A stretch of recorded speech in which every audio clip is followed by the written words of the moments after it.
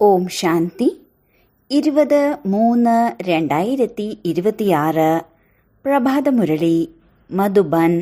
മധുരമായ കുട്ടികളെ, പുണ്യാത്മാവായി മാറണമെങ്കിൽ ഒരു ബാബയെ ഓർമ്മിക്കൂ. ഓർമ്മയിലൂടെ മാത്രമേ കറ ഇല്ലാതായി ആത്മാവ് പാവനമായി മാറുകയുള്ളൂ. ചോദ്യം: ഏതൊരു സ്മൃതി ഉണ്ടായിരിക്കുകയാണെങ്കിൽ ഒരിക്കലും ഒരു കാര്യത്തിലും സംശയിക്കാൻ സാധിക്കില്ല. ഉത്തരം: ഡ്രാമയുടെ ഉണ്ടായതും ഉണ്ടാക്കപ്പെട്ടിട്ടുള്ളതുമാണ്. ഇനി ഒന്നും ഉണ്ടാകാനില്ല. ഈ അനാദിയായ നാടകം മുന്നോട്ടു പോയിക്കൊണ്ടേയിരിക്കുന്നു. ഇതിലൊരു കാര്യത്തിലും സംശയിക്കേണ്ട ആവശ്യമില്ല. ഇത് നമ്മുടെ 84ാമത്തെ അന്തിമ ജന്മമാണോ അല്ലയോ എന്ന് പല കുട്ടികളും സംശയിച്ചു പോകുന്നു. ബാബ പറയുന്നു, സംശയിക്കേണ്ട. മനുഷ്യനിൽ നിന്ന് ദേവതയായി മാറാനുള്ള പുരുഷാർത്ഥം ചെയ്യൂ. ഓം ശാന്തി. കുട്ടികൾക്ക് ഓം ശാന്തിയുടെ അർത്ഥം അറിയാം. ഞാൻ ആത്മാവാണ്. ആത്മാവായ എൻ്റെ സ്വധർമ്മം ശാന്തിയാണ്. ശാന്തസ്വരൂപമായ ആത്മാവായ എൻ്റെ വാസസ്ഥാനം ശാന്തിധാമമാണ്. ഈ പാഠം പക്ക ആക്കൂ. ഇത് ആരാണ് മനസ്സിലാക്കി തരുന്നത്? ശിവബാബ. ഓർമ്മിക്കേണ്ടതും ശിവബാബയെ തന്നെയാണ്. ശിവബാബയ്ക്ക് തൻ്റേതായ ശരീരമില്ല. അതുകൊണ്ടാണ് ഭക്തിയിൽ ശിവന്റെ വാഹനമായി കാളയെ കാണിക്കുന്നത്. ക്ഷേത്രത്തിലും കാളയെ കാണിക്കുന്നുണ്ട്. ഇതിനെയാണ് പൂർണ്ണ അജ്ഞാനം എന്ന് പറയുന്നത്. ബാബ കുട്ടികൾക്ക് അഥവാ ആത്മാക്കൾക്കാണ് മനസ്സിലാക്കി തരുന്നത്. ഇത് ആത്മാക്കളുടെ അച്ഛനായ ശിവനാണ്. ബാബയ്ക്ക് ധാരാളം പേരുകളുണ്ട്. എന്നാൽ ഒരുപാട് പേരുകൾ കേട്ട് മനുഷ്യർ ആശയക്കുഴപ്പത്തിലായിരിക്കുകയാണ്. വാസ്തവത്തിൽ ബാബയുടെ പേര് ശിവൻ എന്നാണ്. ശിവജയന്തിയും ഭാരതത്തിൽ തന്നെയാണ് ആഘോഷിക്കുന്നത്. നിരാകാരനായ ബാബ വന്നാണ് പതിതരെ പാവനമാക്കി മാറ്റുന്നത്. ചിലർ ബ്രഹ്മാവിനെ ഭാഗീരഥനെന്നും ചിലർ നന്ദിഗണമെന്നും പറയുന്നു. ഞാൻ ഏത് ഭാഗ്യശാലി രഥത്തിലാണ് വരുന്നതെന്ന് ബാബ തന്നെയാണ് പറയുന്നത്. ഞാൻ ബ്രഹ്മാവിൻ്റെ ശരീരത്തിലാണ് പ്രവേശിക്കുന്നത്. ബ്രഹ്മാവിലൂടെയാണ് ഭാരതത്തെ സ്വർഗമാക്കി മാറ്റുന്നത്. നിങ്ങൾ എല്ലാ ഭാരതവാസികൾക്കും ലക്ഷ്മി നാരായണന്റെ രാജ്യമുണ്ടായിരുന്നു എന്നറിയാമല്ലോ. നിങ്ങൾ എല്ലാ ഭാരതവാസികളായ കുട്ടികളും ആദി സനാതന ദേവി ദേവതാ ധർമ്മത്തിൽ ഉള്ളവരായിരുന്നു. സ്വർഗവാസികളായിരുന്നു. 5000 വർഷങ്ങൾക്ക് മുൻപ് ബാബ വന്നപ്പോൾ എല്ലാവരെയും സതോപ്രധാന സ്വർഗത്തിന്റെ അധികാരികളാക്കി മാറ്റിയിരുന്നു. പിന്നീട് തീർച്ചയായും പുനർജന്മങ്ങൾ എടുക്കുക തന്നെ വേണം. ബാബ എത്ര വ്യക്തമായാണ് പറഞ്ഞു തരുന്നത്. ഇപ്പോൾ 90ാം ജയന്തി ആഘോഷിക്കുന്നു. ശിവബാബ അവതരിച്ച് ഇപ്പോൾ 90 വർഷങ്ങളായി. അതിനോടൊപ്പം ബ്രഹ്മാവ്, വിഷ്ണു, ശങ്കരനും അവതരിച്ചു. ത്രിമൂർത്തി ബ്രഹ്മാവിന്റെ ജയന്തി എന്ന് കാണിക്കുന്നില്ല. കാണിക്കേണ്ടത് അത്യാവശ്യമാണ്. കാരണം ബാബ പറയുന്നു, ഞാൻ ബ്രഹ്മാവിലൂടെ വീണ്ടും സ്ഥാപിക്കുന്നു. ബ്രാഹ്മണർ ഉണ്ടായിക്കൊണ്ടിരിക്കുന്നു. അതിനാൽ ബ്രഹ്മാവിൻ്റെയും ബ്രാഹ്മണ കുലത്തിലുള്ളവരുടെയും ജന്മമുണ്ടായി. പിന്നീട് നിങ്ങൾ തന്നെയാണ് വിഷ്ണുപുരിയുടെയും അധികാരിയായി മാറുന്നത്. ബാബയുടെ ഓർമ്മയിലൂടെ മാത്രമേ നിങ്ങളുടെ കറ ഇല്ലാതാകൂ. ഭാരതത്തിൻ്റെ പ്രാചീന യോഗം പ്രസിദ്ധമാണെങ്കിലും ആരാണിത് പഠിപ്പിച്ചതെന്ന് ആർക്കും അറിയില്ല. ബാബ സ്വയം പറയുന്നു, അല്ലയോ കുട്ടികളെ, അച്ഛനായ എന്നെ നിങ്ങൾ ഓർമ്മിക്കൂ. സമ്പത്ത് നിങ്ങൾക്ക് ബാബയിൽ നിന്നാണ് ലഭിക്കുന്നത്. ഞാൻ നിങ്ങളുടെ അച്ഛനാണ്. ബാബ കൽപ്പകൽപ്പം വന്ന് നിങ്ങളെ മനുഷ്യനിൽ നിന്നും ദേവതയാക്കി മാറ്റുന്നു. കാരണം നിങ്ങൾ ദേവീ ദേവതകളാണ്. പിന്നീട് 84 ജന്മങ്ങളെടുത്ത് പതീതമായി. രാവണന്റെ മതമനുസരിച്ചല്ലേ ജീവിച്ചിരുന്നത്. ഈശ്വരീയ മതത്തിലൂടെ നിങ്ങൾ സ്വർഗത്തിന്റെ അധികാരികളായി മാറുന്നു. ബാബ പറയുന്നു, ഞാൻ കൽപ്പം മുൻപും വന്നിരുന്നു. എന്തെല്ലാമാണോ കഴിഞ്ഞു പോകുന്നത് അതെല്ലാം ഓരോ കൽപ്പത്തിലും ആവർത്തിച്ചുകൊണ്ടേയിരിക്കും. ബാബ വീണ്ടും ഈ ബ്രഹ്മാവിൽ പ്രവേശിക്കും. ഈ ദാതയെ മുക്തമാക്കും. പിന്നീട് ഈ കുട്ടികളുടെ എല്ലാം പാലന ചെയ്യിക്കും. നിങ്ങൾക്കറിയാം, നമ്മൾ തന്നെയായിരുന്നു സത്യയുഗത്തിൽ ഉണ്ടായിരുന്നത്. നമ്മൾ ഭാരതവാസികൾക്ക് തന്നെ 84 ജന്മങ്ങൾ എടുക്കണം. ആദ്യം നിങ്ങൾ സർവഗുണ സമ്പന്നരും 16 കലാസമ്പൂർണരുമായിരുന്നു. യഥാ രാജ റാണി തഥാ പ്രജ നമ്പർ വൈസാണ്. എല്ലാവർക്കും രാജാവായി മാറാൻ സാധിക്കില്ലല്ലോ.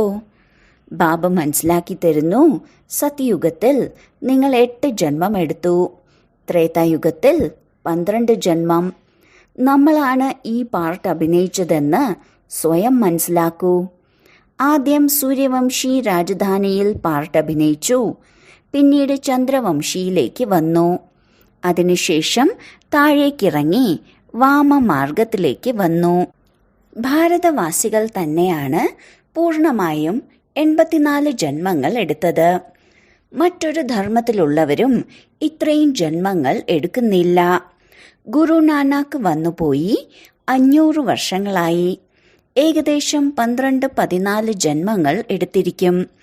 ഇതിന്റെ കണക്കെടുക്കാൻ സാധിക്കും. ക്രിസ്ത്യാനികൾ 2000 വർഷത്തിനുള്ളിൽ 60 പുനർജന്മങ്ങൾ എടുത്തിരിക്കും. വർധനവുണ്ടായിക്കൊണ്ടിരിക്കുന്നു. പുനർജന്മങ്ങൾ എടുത്തുകൊണ്ടേയിരിക്കുന്നു. നമ്മൾ തന്നെയാണ് 84 ജന്മങ്ങൾ അനുഭവിച്ചത്. ഇനി വീണ്ടും സതോപ്രധാനമാകണം എന്നീ കാര്യങ്ങളെല്ലാം ബുദ്ധി കൊണ്ട് ചിന്തിക്കൂ. എന്തെല്ലാം കഴിഞ്ഞു പോയിട്ടുണ്ടോ അതെല്ലാം ഡ്രാമയാണ്. ഡ്രാമയിൽ അടങ്ങിയിട്ടുള്ളത് ആവർത്തിക്കുക തന്നെ ചെയ്യും. ബാബ നിങ്ങളെ പരിധിയില്ലാത്ത ചരിത്രത്തിലേക്കാണ് കൊണ്ടുപോകുന്നത്. നിങ്ങളാണ് പുനർജന്മങ്ങൾ എടുത്തു വന്നത്. ഇപ്പോൾ നിങ്ങൾ 84 ജന്മങ്ങൾ പൂർത്തിയാക്കി. ഇപ്പോൾ ബാബ വീണ്ടും സ്മൃതി ഉണർത്തി തരികയാണ്. നിങ്ങളുടെ വീട് ശാന്തിധാമമാണ്. ആത്മാവിന്റെ രൂപം എന്താണ്? ബിന്ദു. ശാന്തിധാമത്തിൽ ബിന്ദുക്കളുടെ വൃക്ഷമാണ് ഉള്ളത്. ആ നിരാകാരി വൃക്ഷത്തിലും ആത്മാക്കൾ ഇരിക്കുന്നത് നമ്പർ വൈസായി ആണ്. താഴേക്ക് ഇറങ്ങി വരുന്നതും നമ്പർ വൈസായി ആണ്. പരമാത്മാവും ബിന്ദുവാണ്, അല്ലാതെ ഇത്രയും വലിയ ലിംഗമൊന്നുമല്ല. ബാബ പറയുന്നു, നിങ്ങൾ എൻ്റെ കുട്ടികളായി മാറുന്നുവെങ്കിൽ നിങ്ങളെ ഞാൻ സ്വർഗത്തിന്റെ അധികാരികളാക്കി മാറ്റുന്നു. ആദ്യം നിങ്ങൾ എൻ്റേതായി മാറണം. പിന്നീട് ഞാൻ നിങ്ങളെ പഠിപ്പിക്കുന്നു. അപ്പോൾ പറയുന്നു, ബാബ ഞങ്ങൾ അങ്ങയുടേതാണ്. അതിനോടൊപ്പം പഠിക്കുകയും വേണം. എൻ്റേതായി മാറിയാൽ നിങ്ങളുടെ പഠിപ്പും ആരംഭിച്ചു. ബാബ പറയുന്നു, ഇത് നിങ്ങളുടെ അന്തിമ ജന്മമാണ്. താമരപുഷ്പത്തിന് സമാനം പവിത്രമായി മാറൂ. കുട്ടികൾ പ്രതിജ്ഞ എടുക്കാറുണ്ട്, ബാബ അങ്ങയിൽ നിന്ന് സമ്പത്തെടുക്കുന്നതിന് വേണ്ടി ഞങ്ങൾ ഒരിക്കലും പതീതമായി മാറില്ല. 63 ജന്മം പതീതമായി. ഇത് 84 ജന്മങ്ങളുടെ കഥയാണ്. ബാബ വന്ന് സഹജമാക്കി മനസ്സിലാക്കി തരുന്നു. ലൗകിക അച്ഛൻ പറഞ്ഞു തരുന്നത് പോലെ. ഇത് പരിധിയില്ലാത്ത ബാബയാണ്. ബാബ വന്ന് ആത്മാക്കളോട് കുട്ടികളെ കുട്ടികളെ എന്ന് പറഞ്ഞാണ് സംസാരിക്കുന്നത്. ശിവരാത്രിയും ആഘോഷിക്കുന്നു. ഇതാണ് പകുതി കൽപ്പത്തിലെ രാത്രിയും പകുതി കൽപ്പത്തിലെ പകലും. ഇപ്പോൾ രാത്രിയുടെ അന്ത്യവും പകലിന്റെ ആരംഭവുമായ സംഗമമാണ്. ഭാരതം സത്യയുഗമായിരുന്നപ്പോൾ പകലായിരുന്നു. സത്യത്രേതായുഗത്തെയാണ് ബ്രഹ്മാവിന്റെ പകലെന്ന് പറയുന്നത്. നിങ്ങൾ ബ്രാഹ്മണരല്ലേ? നിങ്ങൾ ബ്രാഹ്മണർക്കറിയാം ഇപ്പോൾ നമ്മുടെ രാത്രിയാണ്. ഇപ്പോൾ ഭക്തിയും തമോപ്രധാനമാണ്.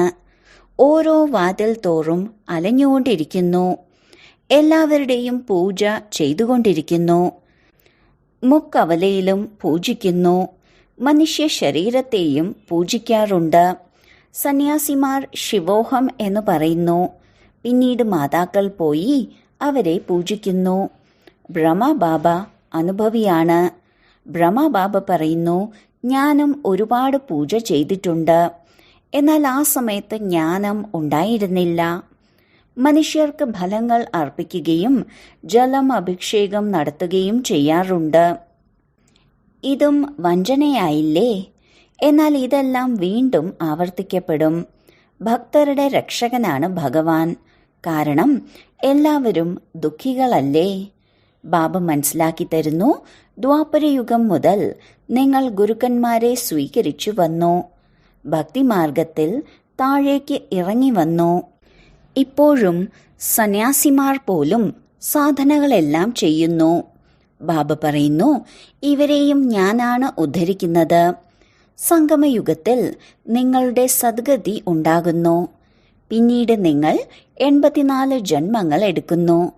ബാബയെ ജ്ഞാനസാഗരൻ എന്നും മനുഷ്യ സൃഷ്ടിയുടെ ബീജരൂപമെന്നുമാണ് പറയുന്നത്. സത്യവും ചൈതന്യവും ആനന്ദസ്വരൂപവുമാണ്. ബാബ ഒരിക്കലും നശിക്കുന്നില്ല. ബാബയിൽ ജ്ഞാനമുണ്ട്. ജ്ഞാനത്തിൻ്റെയും സ്നേഹത്തിൻ്റെയും സാഗരനാണെങ്കിൽ തീർച്ചയായും അവരിൽ നിന്ന് സമ്പത്ത് ലഭിക്കുക തന്നെ വേണം. ഇപ്പോൾ നിങ്ങൾ കുട്ടികൾക്ക് സമ്പത്ത് ലഭിച്ചുകൊണ്ടിരിക്കുകയാണ്. ശിവബാബയല്ലേ? ബ്രഹ്മബാബയും അച്ഛനാണ്. ശിവബാബയാകുന്ന അച്ഛൻ ബ്രഹ്മാവിലൂടെ നിങ്ങളെ പഠിപ്പിക്കുന്നു.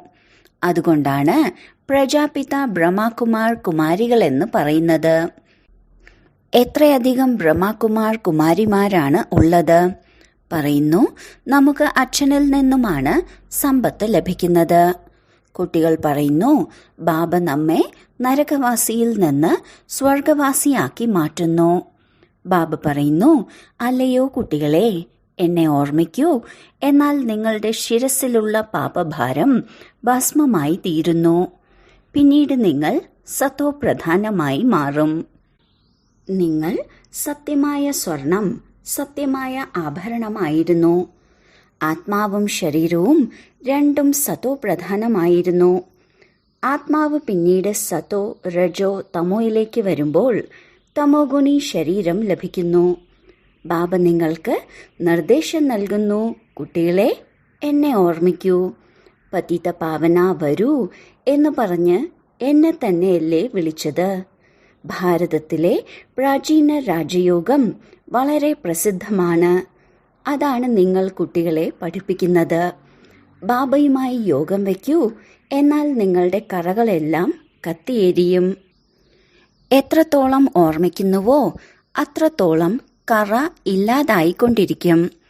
ഓർമ്മ തന്നെയാണ് മുഖ്യ കാര്യം. ജ്ഞാനം ബാബ നൽകി. സത്യുഗത്തിൽ യഥാ രാജ, റാണി തഥാ പ്രജ എല്ലാവരും പവിത്രമായിരുന്നു. ഇപ്പോൾ എല്ലാവരും പതിതരാണ്.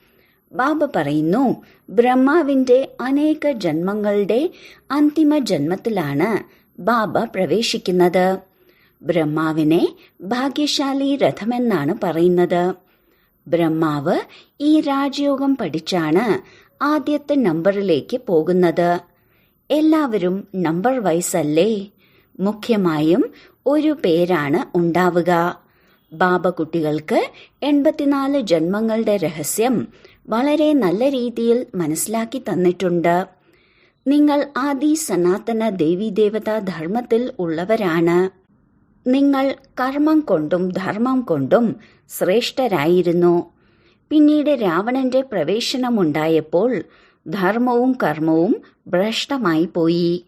സ്വയത്തെ ദേവി ദേവത എന്ന് പറയുന്നതിൽ ലജ്ജ തോന്നുന്നതുകൊണ്ടാണ് ഹിന്ദു എന്ന പേര് വെച്ചത്. വാസ്തവത്തിൽ ആദി സനാതന ദേവീദേവതാ ധർമ്മത്തിലുള്ളവരായിരുന്നു. നിങ്ങളാണ് 84 ജന്മങ്ങൾ എടുത്ത് പിന്നീട് പതിതമായത്. 84ന്റെ ചക്രം ഭാരതവാസികൾക്ക് വേണ്ടിയാണ്. എല്ലാവർക്കും തിരികെ പോവുക തന്നെ വേണം. ആദ്യം പോകുന്നത് നിങ്ങളാണ്. വിവാഹ ഘോഷയാത്ര പോകാറില്ലേ? ശിവബാബയെ പ്രിയതമൻ എന്ന് പറയുന്നു. നിങ്ങൾ പ്രിയതമകൾ ഈ സമയം മോശവും തമോ പ്രധാനവുമാണ്. അവരെ വീണ്ടും പുഷ്പമാക്കി തിരികെ കൊണ്ടുപോകുന്നു. ആത്മാക്കളെയാണ് പാവനമാക്കി തിരിച്ചു കൊണ്ടുപോകുന്നത്. ബാബയെ മുക്തിദാതാവെന്നും വഴികാട്ടിയുമെന്നാണ് പറയുന്നത്. പരിധിയില്ലാത്ത ബാബയാണ് കൊണ്ടുപോകുന്നത്. ബാബയുടെ പേരെന്താണ്? ശിവബാബ. പേര് ലഭിക്കുന്നത് ശരീരത്തിനാണ്. എന്നാൽ പരമാത്മാവിന്റെ പേര് തന്നെ ശിവനെന്നാണ്. ബ്രഹ്മാവും വിഷ്ണുവും ശങ്കരനും സൂക്ഷ്മ ശരീരമുണ്ട്. ശിവബാബയ്ക്ക് ഒരു ശരീരവുമില്ല. ശിവബാബ എന്ന് തന്നെയാണ് പറയുന്നത്. കുട്ടികൾ പറയുന്നു, അല്ലയോ മാതാപിത, ഞങ്ങൾ അങ്ങയുടെ കുട്ടിയായിരിക്കുകയാണ്. മറ്റുള്ളവർ കേവലം വിളിച്ചുകൊണ്ടിരിക്കുന്നു. കാരണം അവർക്കാരെയാണ് വിളിക്കുന്നതെന്ന് അറിയില്ല. അഥവാ എല്ലാവരും ബാബയെ അറിഞ്ഞുകഴിഞ്ഞാൽ എന്ത് സംഭവിക്കുമെന്നേ അറിയില്ല. ദൈവിക വൃക്ഷത്തിന്റെ തൈകൾ ഇപ്പോൾ നട്ടുപിടിപ്പിക്കുന്നു. വജ്രത്തിൽ നിന്നും കക്കയ്ക്ക് സമാനമായി മാറാൻ 84 ജന്മങ്ങൾ എടുക്കുന്നു. പിന്നീട് ആദ്യം മുതൽക്ക് ആവർത്തിക്കപ്പെടും. ലോകത്തിന്റെ ചരിത്രവും ഭൂമിശാസ്ത്രവും ആവർത്തിക്കപ്പെടും. ബാബ മനസ്സിലാക്കി തരുന്നു, നിങ്ങളാണ് പൂർണ്ണമായും 84 ജന്മങ്ങൾ എടുത്തത്. 84 ലക്ഷമല്ല. ഇത് വളരെ വലിയ തെറ്റാണ്. 84 ലക്ഷം ജന്മങ്ങളെന്ന് മനസ്സിലാക്കിയതിനാൽ കൽപ്പത്തിന്റെ ആയുസ് ലക്ഷക്കണക്കിന് വർഷങ്ങളാണെന്ന് പറഞ്ഞു. ഇത് തികച്ചും അസത്യമാണ്. ഭാരതം ഇപ്പോൾ അസത്യഖണ്ഡമാണ്. സത്യഖണ്ഡത്തിൽ നിങ്ങൾ സദാ സുഖികളായിരുന്നു. ഈ സമയം നിങ്ങൾ 21 ജന്മത്തേക്കുള്ള സമ്പത്തെടുക്കുന്നു. എല്ലാം നിങ്ങളുടെ പുരുഷാർത്ഥത്തിന്റെ ആധാരത്തിലാണ്. രാജധാനിയിൽ എന്ത് പദവി വേണമോ അതെടുത്തോളൂ. ഇതിൽ മായാജാലത്തിന്റെ കാര്യമൊന്നുമില്ല. അതെ, മനുഷ്യനിൽ നിന്നും ദേവതയായി മാറുമെന്നത് തീർച്ചയാണ്. ഇത് നല്ല മായാജാലമല്ലേ? നമ്മൾ ബാബയുടെ കുട്ടികളായി എന്ന് നിങ്ങൾ സെക്കൻഡിലാണ് അറിയുന്നത്. ഓരോ കൽപ്പവും ബാബ നമ്മെ സ്വർഗത്തിന്റെ അധികാരിയാക്കി മാറ്റുന്നു. പകുതി കൽപ്പമായി അലഞ്ഞുകൊണ്ടിരുന്നു. എന്നാൽ ആരും തന്നെ സ്വർഗവാസി ആയിട്ടില്ല. ബാബ വന്ന് നിങ്ങൾ കുട്ടികളെ യോഗ്യരാക്കി മാറ്റുന്നു. തീർച്ചയായും ഭാരതത്തിൽ മഹാഭാരത യുദ്ധമുണ്ടായിരുന്നു. രാജയോഗവും പഠിപ്പിച്ചിരുന്നു. ശിവബാബ പറയുന്നു, ഞാൻ തന്നെയാണ് വന്ന് നിങ്ങളെ പഠിപ്പിക്കുന്നത്, അല്ലാതെ ക്രിസ്തുവല്ല. ഇപ്പോൾ നിങ്ങളുടെ അനേക ജന്മങ്ങൾക്ക് ശേഷമുള്ള അന്തിമ ജന്മമാണ്. ഇതിൽ സംശയിക്കരുത്. നിങ്ങൾ ഭാരതവാസികളാണ്. നിങ്ങളുടെ ധർമ്മം വളരെയധികം സുഖം നൽകുന്നതാണ്.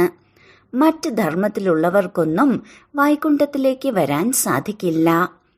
ഈ അനാദി ഡ്രാമ മുന്നോട്ടു പോയിക്കൊണ്ടിരിക്കുന്നു. എപ്പോൾ ഉണ്ടായതാണെന്ന് പറയാൻ സാധിക്കില്ല. ഇതിനൊരു അവസാനവുമില്ല. ലോകത്തിന്റെ ചരിത്രവും ഭൂമിശാസ്ത്രവും ആവർത്തിക്കപ്പെടുന്നു. ഈ സംഗമയുഗം ചെറിയ യുഗമാണ്. കുടുമി ബ്രാഹ്മണരുടേതാണ്. ബാബ നിങ്ങൾ ബ്രാഹ്മണരെ ദേവതയാക്കി മാറ്റുന്നു. അതിനാൽ തീർച്ചയായും ബ്രഹ്മാവിന്റെ കുട്ടിയായി മാറണം. നിങ്ങൾക്ക് അച്ഛനിൽ നിന്നാണ് സമ്പത്ത് ലഭിക്കുന്നത്. ഏതുവരെ സ്വയത്തെ BK എന്ന് മനസ്സിലാക്കുന്നില്ലയോ അതുവരെ എങ്ങനെ സമ്പത്ത് ലഭിക്കാനാണ്? എന്നാലും ആരെങ്കിലും അല്പമെങ്കിലും ജ്ഞാനം കേൾക്കുകയാണെങ്കിൽ സാധാരണ പ്രജയിലേക്ക് വരും. തീർച്ചയായും വരിക തന്നെ വേണം. ശിവബാബ ബ്രഹ്മാവിലൂടെ ബ്രാഹ്മണ ദേവത ക്ഷത്രിയ ധർമ്മം സ്ഥാപിക്കുന്നു. ഗീതയല്ലാതെ മറ്റൊരു ശാസ്ത്രവുമില്ല. ഗീത സർവോത്തമ ദൈവിക ധർമ്മശാസ്ത്രമാണ്. ഇതിലൂടെ 3 ധർമ്മം സ്ഥാപനയാകുന്നു. ഇവിടുന്നാണ് ബ്രാഹ്മണനാകേണ്ടത്. ദേവതയാകേണ്ടതും ഇവിടെ നിന്ന് തന്നെയാണ്. ശരി, വളരെ കാലത്തെ വേർപാടിന് ശേഷം തിരികെ കിട്ടിയ മധുരമധുരമായ സന്താനങ്ങൾക്ക് മാതാവും പിതാവുമായ ബാബ്ദാദയുടെ സ്നേഹസ്മരണകളും പുലർക്കാല വന്ദനവും. ആത്മീയ പിതാവിന്റെ ആത്മീയ കുട്ടികൾക്ക് നമസ്കാരം. ധാരണയ്ക്കുള്ള മുഖ്യസാരം: 1. ഓരോരുത്തരുടെയും നിശ്ചിത പാർട്ട് മനസ്സിലാക്കി സദാ നിശ്ചിന്തമായിരിക്കണം. ഉണ്ടായതും ഉണ്ടാക്കപ്പെട്ടതും ഉണ്ടായിക്കൊണ്ടിരിക്കുന്നതുമായ ഡ്രാമയിൽ ദൃഢതയോടെ ഇരിക്കണം. 2. ഈ ചെറിയ സംഗമയുഗത്തിൽ ബാബയിൽ നിന്നും പൂർണ്ണ സമ്പത്ത് എടുക്കണം. ഓർമ്മയുടെ ബലത്താൽ കറകളഞ്ഞ് സ്വയത്തെ കക്കയിൽ നിന്ന് വജ്രസമാനമാക്കി മാറ്റണം. മധുരമായ വൃക്ഷത്തിന്റെ തൈകളായി തീരുവാൻ യോഗ്യരാകണം. വരദാനം: ഒരു ബാബയുടെ ഓർമ്മയിൽ സദാ മഗ്നമായിരുന്ന് ഏകരസാവസ്ഥ ഉണ്ടാക്കുന്ന സാക്ഷി ദൃഷ്ടാവായി ഭവിക്കട്ടെ. ഇപ്പോൾ സങ്കല്പത്തിലോ സ്വപ്നത്തിലോ പോലും വരാത്ത പേപ്പർ വരാനിരിക്കുകയാണ്. എന്നാൽ താങ്കളുടെ പ്രാക്ടീസ് അപ്രകാരമായിരിക്കണം. എങ്ങനെയാണോ പരിധിയുള്ള നാടകം സാക്ഷിയായി കാണുന്നത്, പിന്നെ അത് വേദനാജനകമോ തമാശയോ ആകട്ടെ, വ്യത്യാസമൊന്നും ഉണ്ടാകില്ല. അതേപോലെ ചിലരുടേത് രമണീകമായ പാർട്ടാകട്ടെ, സ്നേഹി ആത്മാവിന്റെ ഗൗരവമായ പാർട്ടാകട്ടെ, ഓരോ പാർട്ടും സാക്ഷി ദൃഷ്ടാവായി കാണൂ. ഏകരസാവസ്ഥയിലിരിക്കൂ. പക്ഷെ അങ്ങനെയുള്ള അവസ്ഥ അപ്പോഴേ ഉണ്ടാകൂ എപ്പോഴാണോ സദാ ഒരു ബാബയുടെ ഓർമ്മയിൽ മഗ്നമായി ഇരിക്കുന്നത്.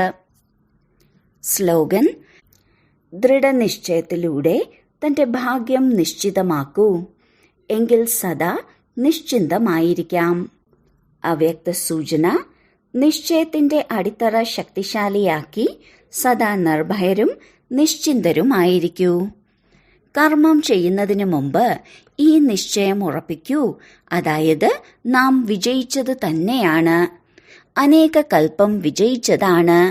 അനേക കൽപ്പം അനേക തവണ വിജയിയായി വിജയമാലയിൽ കോർക്കപ്പെടുന്ന പൂജ്യരായിരുന്നുവെങ്കിൽ ഇപ്പോൾ അത് തന്നെ ആവർത്തിക്കണം. നടന്ന കർമ്മം വീണ്ടും ആവർത്തിക്കണം. അതിനാൽ പറയാറുണ്ട്, ഉണ്ടായതും ഉണ്ടാക്കപ്പെട്ടതാണ്. പക്ഷെ ഇപ്പോൾ വീണ്ടും ആവർത്തിച്ച് ഉണ്ടായതും ഉണ്ടാക്കപ്പെട്ടതും എന്ന ചൊല്ലിനെ പൂർത്തീകരിക്കണം. ഓം ശാന്തി.